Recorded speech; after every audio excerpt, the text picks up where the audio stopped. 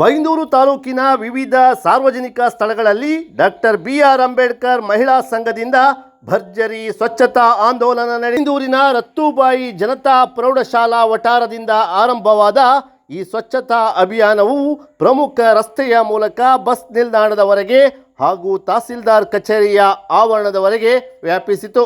ಸಂಘದ ಸದಸ್ಯರು ಶ್ರಮದಾನದ ಮೂಲಕ ಸಾರ್ವಜನಿಕ ಪ್ರದೇಶಗಳನ್ನು ಸ್ವಚ್ಛಗೊಳಿಸಿ ಪರಿಸರ ಜಾಗೃತಿ ಮೂಡಿಸಿದರು. ಕಾರ್ಯಕ್ರಮಕ್ಕೆ ಬೈಂದೂರು ತಾಲೂಕು ದಲಿತ ಸಂಘರ್ಷ ಸಮಿತಿಯ ಸಂಚಾಲಕರಾದ ಶಿವರಾಜ್ ಬೈಂದೂರು, ಜಿಲ್ಲಾ ನಾಯಕ ಸುರೇಶ್ ಬಾರ್ಕೂರು ಹಾಗೂ ಅಂಬೇಡ್ಕರ್ ಯುವಕ ಸಂಘದ ದಯಾನಂದ ಪಿ ಅವರು ಜಂಟಿಯಾಗಿ ಚಾಲನೆ ನೀಡಿ ಶುಭ ಹಾರೈಸಿದರು.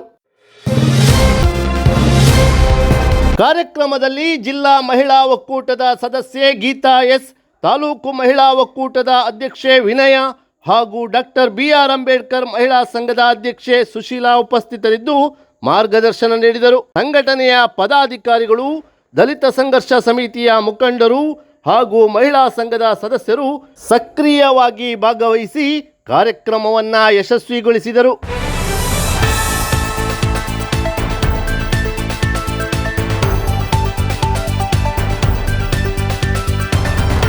ನಮ್ಮ ಪರಿಸರವನ್ನು ಸ್ವಚ್ಛವಾಗಿಟ್ಟುಕೊಳ್ಳುವುದು ಪ್ರತಿಯೊಬ್ಬ ನಾಗರಿಕನ ಕರ್ತವ್ಯ.